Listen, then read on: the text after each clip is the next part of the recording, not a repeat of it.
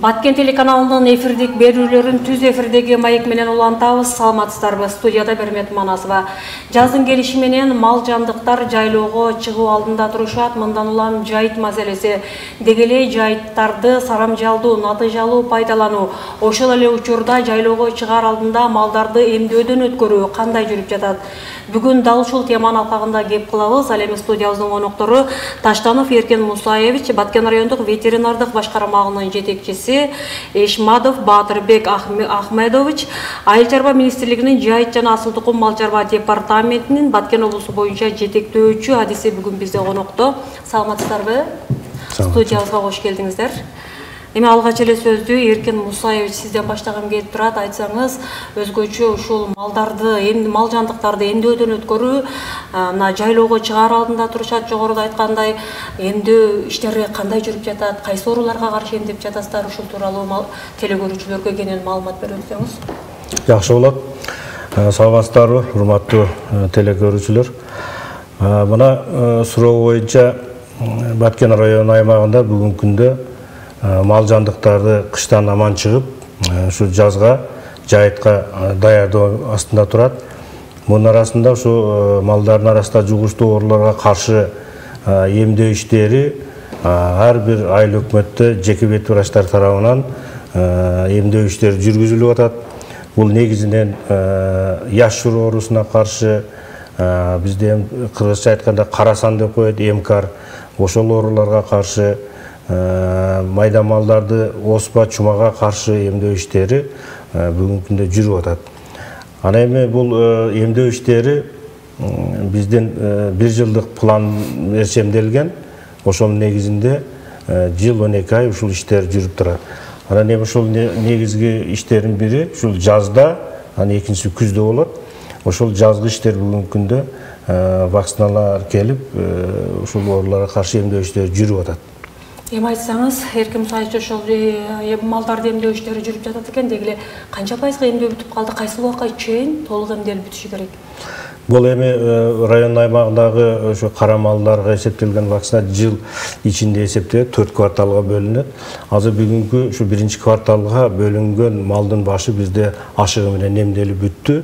Азыр бүгүнкү күндө дагы эмдөө жүрүп атат.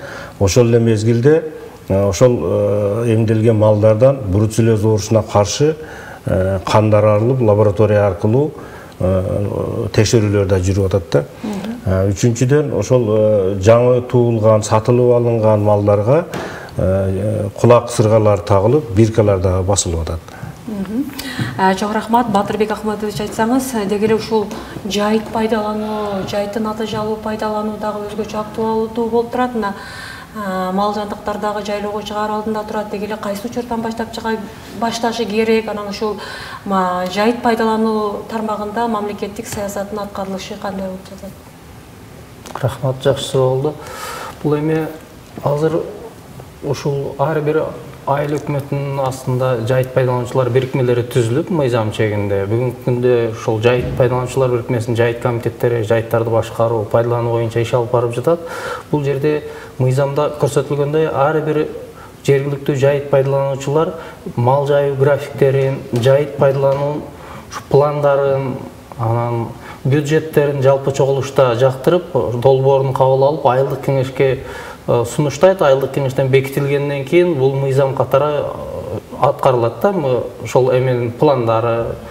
Ошол ар бир айыл өкмөтүндө ар башка болот. Негизи ушул жайыттардын, жайлоолордун пайдалануу мөөнөттөрү, шарттарын жергиликтүү калк өзү жакшы билгендиктен өздөрү кабыл алат. Кайсы мезгилде кайсы жайыттарды пайдаланыш керек.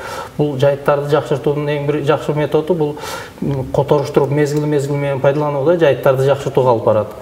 Ушул көп жыл ушул совхоз колхоз жоюлгандан кийин бизде ушул жайыттарды башкаруу ушул которуштуруп пайдаланбай такырланууга көп батып кеткенбиз. Азыр эми акырындап жакшы жол менен баратабыз. Анан ушу жайыттарды пайдаланууда быйыл жылдага караганда жаз 20 күндөн где-то 1 айга чейин эртерээк келди деп айтсак болот. Анан ошо азыркы мезгилде ветеринарлар менен жайыт комитеттери тыгыз иш алып барып, ошол ар бир жайыттардын ветеринардык көзөмөлдөөдөн өтүп жатабы, кандай эмелер менен эмделип жатат, ошонун негизинде гана уруксат берилет мал жандыктарга. Ар бир жайыт комитеттери ветеринарлар менен тыгыз иш алып барат азыр. Демек ошол жайлоолорго чыгуу убактысын ар бир аймак өзүнүн шартына, климаттык шартына жараша аныктайт турбайбы? Эми ошол эле учурда ошол жайыттардын тартыштык, ошол эле жайыттардын ушундай бир деградациясын алдын алуу боюнча, аларды өнүктүрүү боюнча дагы сиздерде кандай иш-аракеттер болуп жатат? Жайыттардын такырлануудан сактоо боюнча эми ушул пайдаланылбаган жайыттарга жолдорду салып, көпүрөлөрдү салып, пайдаланууга берип, ошол кичине мал малдын мындай сыйымдуулугун эме кылганга, жайыт кеңейткенге аракет кылып иштеп жатабыз. Жер-жерде жайыт комитеттери бар иштеп жатат. Анан бул акыркы мезгилдерде атайын программа кабыл алып, Айыл чарба министрлигинен быйылкы жыл буюрса үрөндөр себилет. Ар бир ошол жайыт комитеттеринин ошол кунарсыз такырга айланып кеткен жерлерине атайын үрөндөр себилет. Бул Россиядан сатылып алынган эмелер, пландаштырып быйылкы жыл программада бар. Ушу үрөндөр себилип, акырындык ушундай жолдор менен жакшыртылат. Чоң рахмат, Эркин Мусаевич, айтсаңыз, деги эле ушул мал жабдыктардан адамдарга жугуучу коркунучтуу оорулар да кездешпей койбойт. Ушулар тууралуу дагы телекөрүүчүлөргө маалымат берип өтсөңүз, мал жабдыктардан адамдарга жугуучу оорулар канчалык кооптуу, анын алдын алуу жолдору кантип сактансак болот? Жакшы болот.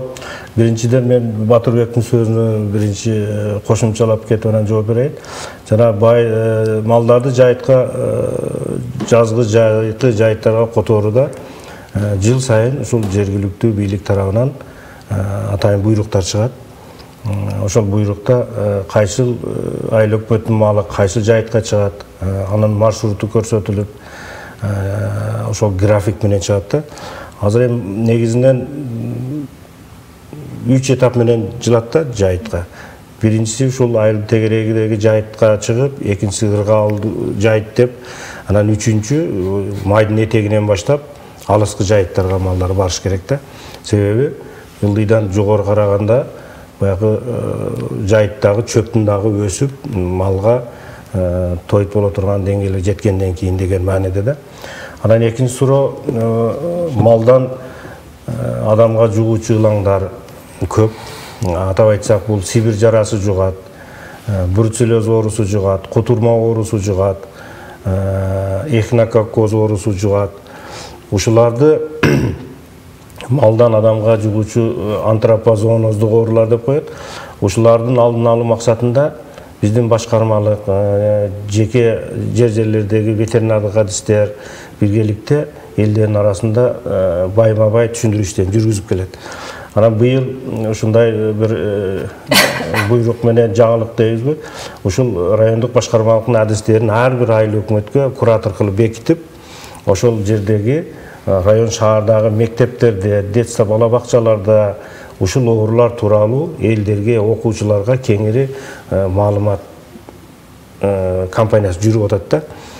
Анан эми мунун алдын алып, кандан кийин мал ээлеринин дагы жоопкерчилиги жогору болуш керек. Себеби ошол малды асырап багып аткандагы гигиенаны так сакташ керек. Малын өз маалында ветврачтар айткандан кийин эмдөөдөн өткөрүп туруш керек. Лабораториялык, диагностикалык изилдөөлөргө барганда керектүү материалдарды алдырып, тоскоолдук кылбай, жолтоо иш алып барыш керек да. Себеби малдын ден соолугу бул ошо өзүнүн үй бүлөсүнүн ден соолугу да.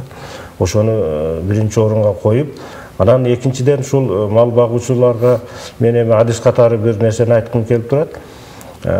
Ушу мал багуунун дагы өзүнчө бир маданияты бар да. Малды бакканда ошол өзүнүн мүмкүнчүлүгүнө, шартына жараша малдын санын кармаш керек.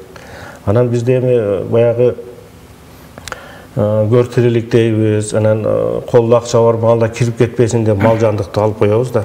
Эми алгандан кийин ошого жетиштүү тоют даярдаш керек, ошого жетиштүү жемин бериш керек, дары-дармегин бериш керек, караган жайын караш керек. Ошого окшогон шарттарды карабастан биз малдын башын сапатка эмес санына көңүл буруп коебуз дагы малдын ден соолугуна көңүл бурулбай калат да. Ал эми албетте арык мал бул кайсы бир ооруга болбосун жуктуруп алганга дая турат да. Себеби анын организми ошол ооруга каршы күрөшө албайт. Анан биз баягы куюп аткан дарылар дагы жетиштүү деңгээлде иммунитет алып бербейт. Анан элдин арасында бүгүнкү күндөгө чейин сөз бар. Силер дарыласаңар дагы биздин малыбыз ооруп атат деп. Ошого окшогон критерийлерди биздин мал ээлерибиз көңүлгө алып, бет врачтар менен тыгыз иш алып барса жакшы болот деген ойдо айтам да. Малдын санын эмес сапатын ölçüş керек. Чоң рахмат. Эми айтсаңыз, мына жогоруда дагы белгилеп өттүңүз, ошо кутурмага каршы күрөшүү дагы бул өзгөчө актуалдуу маселелерден болуп турат. Ошол жан жаныбарлардан адамдарга жугуучу бул өтө коркунучтуу, аягы өлүмгө алып келүүчү оору. Деги эле ошол кутурмага каршы күрөшүү аракеттери сиздерде кандай жүрүп жатат, андан кантип сактансак болот, ушулар тууралуу да маалымат берип өтсөңүз. Жакшы болот. Эми кутурма оорусу бул биздин жалпак тил менен айтканда жаратылышта кезип жүргөн жапайы айвандардан жугат да. Себеби ушуну козгоо үчүн ошо карышкыр, түлкү, чөөлөр, анан келемиштер алып жүрөт. Эми ушуну болтурбоо максатында мына бүгүнкү күн дагы жетиштүү деңгээлде бизге ушул биопрепарат вакцинабыз келген. Жерлерде ошого каршы ит мышыктар эмдөөлөөдөн өтүп атат. Ошол менен эле бирге ар бир короого барган сайын ошо эмдөөдө эхинококкоз ылаңына каршы дегельминтизация деп коебуз, баягы таблеткасын берип, анан ошейник номурун багып, тагып, бизде баягы бирдиктүү система иштейт, ошо каттоолор жүрүп атат. Анан эми бул кутурма оорусу сиз айткандай кечигип кетсе адамды өлүмгө алып келүүчү оору.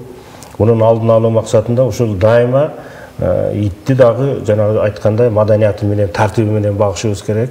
Убагы менен эмдөөлөөдөн өткөрүп турушубуз керек. Ушул ит багуучулар жетиштүү деңгээлде көңүл буруш керек да. Анан эми буга чейин деле ушул кокустуктар болуп жүрдү. Себеби баягы жуктургандан кийин доктурга кеч кайрылып калган учурлар болуп атты. Ошон ооруга түшүп кеткенден кийин баягы бейтап каза болгонго чейин болуп атты. Ушуну болтурбаш максатында ит мышыктарды эмдөөдөн дайым өткөрүп туруш керек. Чоң рахмат. Эми Эркин Мусаевич айтсаңыз, ушул жайыт пайдалануудан мамлекеттик казынага түшкөн киреше тууралуу маалымат берип өтсөңүз. Түшүп турат да? Мен жооп берейин бул суроога. Бул жайыттардан түшкөн, ушул жайыт пайдалануудан түшкөн жайыт акылар бул жайыт комитеттери тарабынан чогултулуп, жергиликтүү өзүн-өзү башкаруу айыл өкмөттөрүнүн бюджетине түшөт. Айыл өкмөттөрүнүн бюджетине түшүп, мыйзамда көрсөтүлгөндөй 3/2 бөлүгү кайра жайыттарды жакшыртууга жумшалып, 3/1 бөлүгү жергиликтүү бюджетте калат. Муну айылдык кеңештин депутаттары бөлүштүрүп, айылдын ичиндеги ушул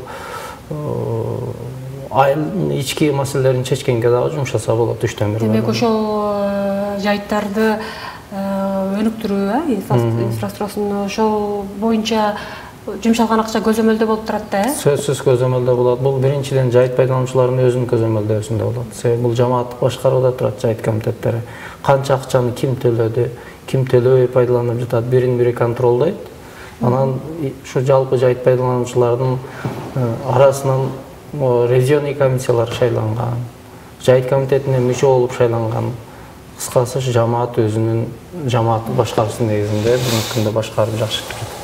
Ошол эле учурда жайыттардын тартыштыгынан айрым учурларда ушул жайыт талашыбы, баягы ар бир район, ар бир айыл дейбизби, өзүнчө жайыттарды бөлүп алган, ошол эле учурда чыр чатактага чыгып кеткен учурлар болуп, мындай учурлар барбы? Сиздер дагы кантип жөнгө саласыздар? Бизде Кудайга шүгүр ушул Баткен облусунда анчейин мындай ушул чыр чатак болуп болгон жок деп айтсак да болот да. Кичине кандайдыр түшүнбөстүктөр болду, барып жер-жеринен түшүндүрүү иштерин жүргүздүк. Жайында эле түшүнүктөр болду да. Эл туура түшүнүп эле пайдаланып жатат. Анан бизде кээ бир айыл өкмөттөрдө жайыт жетишсиз айыл өкмөттөр бар, жайыттары аз. Мисалы үчүн Кадамжай районунда бар ушундай айыл өкмөттөрү. Анан ошол жердин жайыт пайдалануучуларынын сүйлөшүп, башка айыл өкмөттөрүнүн жайыт пайдалануучулары менен сүйлөшүп, айыл өкмөттөрүнүн жайыт комитеттери менен сүйлөшүп, бирин-бири ушу ашыкча жайыттардын бирине берип пайдаланып келип жатышат. Бүгүнкү күндө ушинтип маселе чечилип жатат. Ынтымак жол менен маселе чечилип келе жатат. Деги эле облус аймагында ушул жайыт аянттары жетиштүүлүбү? Бизге канча жайыт аянттары бар? Бүгүнкү күндө эми кантип айтсак, ушу жетет десе да болот, эми кээ бир мезгилде жетпей да калат. Себеп Кадамжай районунан Алайга, Оштун чоң Алайына чейин барат. Эми Оштун чоң Алайында жай жакшылыгынан дагы барат. Эми өтө жакшы жайыттар бар ал жакта. Анан кээ бир мезгилде ушу жетишпей, жайыттын жетишсиздигинен дагы барат десек болот да. Демек жайыттарды натыйжалуу, сарамжалдуу пайдалануу дагы бул өзгөчө бир жакшы бир мүмкүнчүлүк жаратып берет малчылар үчүн, ошолор үчүн. Аны үчүн сиз жогоруда айткандай которуштуруп, анан өз убагында айдап, убагында кайра алып түшүп дегендей маселелерди өнүктүрүү маселелерин караганда жакшы натыйжа берет. Эми айтсаңыз, Эркин Мусаевич, ушу малдарды идентификациялоо иштери кандай жүрүп жатат учурда? Жакшы. Идентификация өрөкөтү бул 2017 жылдан бери жүрүп атат Кыргызстан боюнча.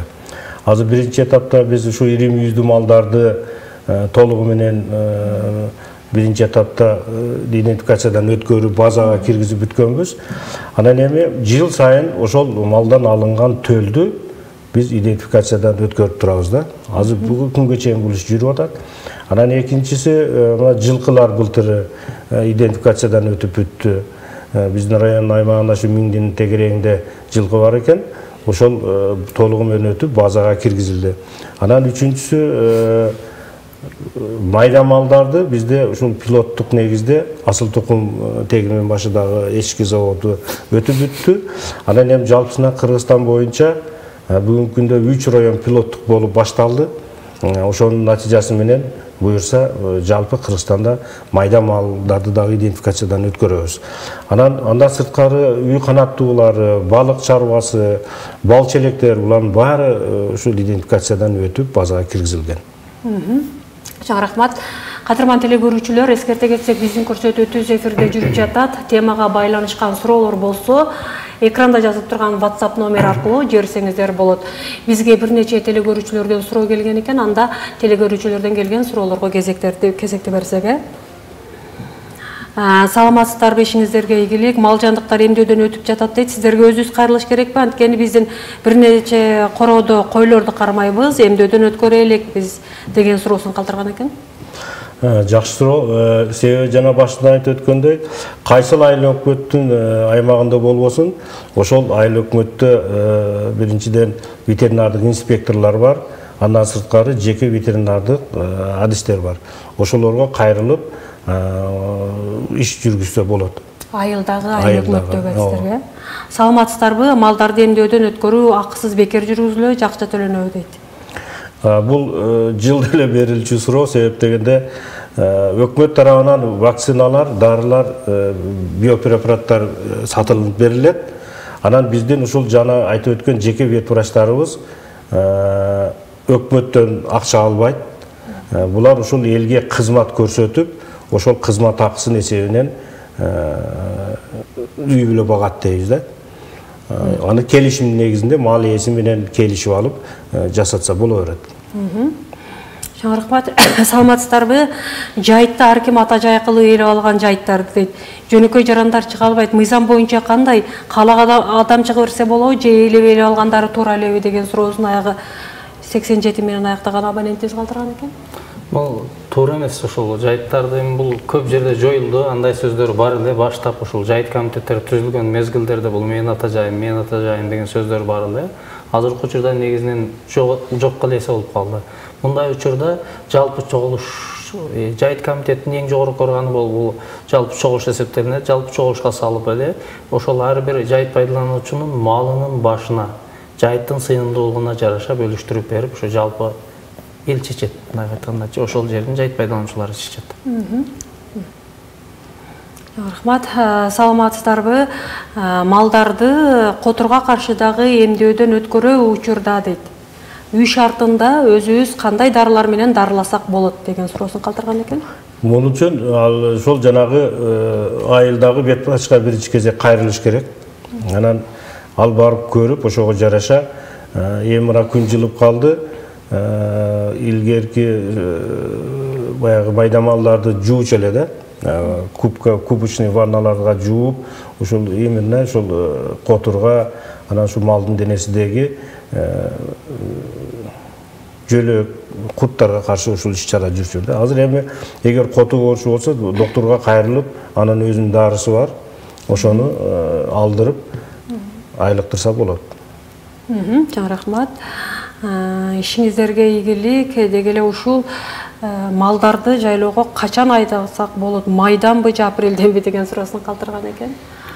Ар бир айыл өкмөтүндө Өзүнүн шартына жараша, мал жайуу графиги ар бир айылдык кеңештерден бекитилет. Ошол өздөрүнүн шартына жараша кайсыл, мисалы үчүн деңиз деңгээлинен бийиктиги, сууктугу, ал жердин погодасы эске алынат, чөптүн өсүшү эске алынат. Ошентип ар бир жайыт пайдалануучулар өздөрү чечет. Айылдык кеңештерден ошолордун сунуштары бекитилгенден кийин, уруксат бергенден кийин гана чыгыш керек, айылдык кеңештин. Чоң рахмат. Эми Батырбек Ахмедович айтсаңыз, мына президентибиз Жашыл Мурас улуттук өнөктүгүн дагы жарыялаган, анын алкагында сиздер ошол жайыт тармагында дагы бул өнөктүк кандай жүрдү же кандай жүрүп жатат учурда? Бул өтө жакшы суроо болду. Бул 22-жылы жайыттар жөнүндөгү мыйзамга өзгөртүүлөр киргизилип, асылдуулугу төмөн жайыттарды бал бонитети 20дан төмөн, түшүмдүүлүгү 8 центнерге жетпеген жайыт жерлерин кунарсыз, асылдуулугу төмөн жайыт деп эсептеп, ошол жерлерге бактарактарды олтургузса болот деген ошо өзгөртүү кирди мыйзамга. Бул мыйзамды ишке ашыруу боюнча ушул быйылкы жылдын январь айында чыкты окшойт. Министрлер кабинетинин токтому чыкты. Азыркы учурда ошол кунарсыз, асылдуулугу төмөн деп табылган ошол критерийге туура келген жайыттарга ушул ар бир жердеги жергиликтүү жашоочулар райондук администрацияга кайрылып, ошол кунарсыз жайыттардан алып бак тиксе болот. Муну 20 жылга берет. Ошол жерде 20 жылдан кийин эгерде бак кылып жакшы өстүрүп жакшы караса, ошол келишимди кайра улап берет, мөөнөтүн узартып берет. Анан жакшы жери бул жер салыгынын эле базасында берилет, баягы аренда платасы дагычы. Ушундай жакшы өзгөрүүлөр бар, жайыттар жөнүндөгү мыйзамда дагы ушул. Чоң рахмат. Эми айтсаңыз, мына соңку жылдары сандан эмес сапатка деп ушундай бир жакшынакай иш алып барылып келет. Деги эле ушул малдардын асыл тукумдуулугун арттыруу багытында дагы иштерге токтоло кетсеңиз, кандай сунуштарды айтат элеңиз? Малдардын асыл тукумдуулугун жакшыртуу боюнча эми ушул акыркы мезгилдерде өзү эл, жергиликтүү эл ар бирибиз өзүбүз дагы сезип калдык. Ошо базарга малыбызды алып чыкканда эле сезебиз. Асылдуулугу жогору малдар 1 барабар, 2 барабар кымбат сатылып жатат. А эске эле жана өз карап жүргөн малдар арзан болуп жатат. Расход көп, мындай чыгаша көп, киреше аз болуп калып жатат. Ошондуктан асыл тукумдуулугун жакшыртуу боюнча жерлерде ушул жасалма уруктандыруу жолу менен жеке ветеринарлар иш алып барып жатат. Сөзсүз ушулар менен элдер тыгыз байланышып, ар бир жаран өзүнүн өндүргөн продукциясынын кирешесине кызыгыш керек да. Мал чаруу облус аймагында да жүргүзүлүп жатат да, жолго коюлган, кайда кайрылса болот. Бул Баткен облусунда бардык эле жерлерде бар деп айтсак болот. Ушул жасалма уруктандыруу менен иштеп жаткан ассимилятор техниктери бар, Баткен районунда бар, Кадамжай районунда бар, Лейлек райондорунда иштеп жататтар. Ушул жаңы уйлардын уруктарын алып келип жасалма жол менен уруктандырып жатат. Лимузин, анан Симентал, ушундай түрлөрү көп. Ошол ветеринарларга барса эме кылып берет. Койлордун жаңы породалары келип жатат. Гисар, Арашан деп, анан Афган деген ошол породалар келип жатат. Азыр эми мындан 5 жыл мурдага караганда койлордун, уйлардын сапаттары кичине жакшыра баштады. Эл өзү көңүл бура баштады азыр. Демек, райондук ветеринарияга кайрылса, маселе чечиле турбайбы, ошол каалагандар үчүн. Чоң рахмат, бизге бөлүнгөн убакыт дагы соңуна келип атат. Ошондуктан сиздерде көрсөтүүнүн соңунда дагы телекөрүүчүлөргө кайрылуу, айтылбай калган ой пикирлер болсо айтып алсаңыздар болот. Кайрылууңуздар болсо айтып алсаңыздар болот. Жакшы. Эми бир айтар элебиз, ушу мал ээлери ветеринардык кызмат менен тыгыз байланышта болсо, ана жанагындай жагдайлар болуп калса, тез арада ветеринарларга кайрылып тийиштүү чараларды алышса, анан ушул керектүү эмдөөлөргө кош көңүл болбой, активдүүрөөк болуп, малдын ден соолугу, өздөрүнүн үй бүлөлөрүнүн ден соолугу үчүн кам көрүшсө, албетте жакшы болот да. Анан жана жогоруда айтып өткөндөй, убакыт өтүп же оору өтүлүп кетсе, анда жыйынтыгы жакшы болбой калат. Ошондуктан ветеринар кызмат менен дайыма тыгыз байланышта болсо, жакшы жыйынтыгын берет деп ишенем мен. Мен айтып кетмекчимин, бүгүнкү ушу телекөрүүчүлөргө бул жайыттарыбызды көзүбүздүн карагыздей сактайлы. Себеби бул аздектеген эң бир таза жерлерибиздин бири бүгүнкү күндө жайыттарыбыз. Эс алганып барган жерибиз дагы, көңүл ачканып барган жерибиз дагы жайыттарыбыз болуп жатат. Анан мал багып, таза продукция өндүргөн жерибиз жайыттарыбыз болуп жатат. Ушул жайыттарыбызды жакшы кармап, түшүнүктүүлүгүн жогорулатсак, малыбыз семиз болсо, төлүбүз эгиз болот, элибиз бай болот. Рахмат. Чоң рахмат, сіздерге дагы ыраазычылык билдирели, убактыңыздарды бөлүп, ушундай керектүү, пайдалуу маалыматтар менен бөлүшкөнүңүздөр үчүн ыраазычылык билдиребиз. Рахмат. Кадырман телекөрүүчүлөр, ушуну менен бизге бөлүнгөн убакыт дагы соңуна келип жетти. Биз бүгүн жайыттарды натыйжалуу пайдалануу, ошол эле учурда жаз мезгилинде мал жандыктар жайлоого чыгаар алдында өзгөчө эмдөөдөн өткөрүү маанилүү. Бүгүн теманы алгагында кеп кылдык. Келерки берүүдөн амандашканча саламатта калыңыздар.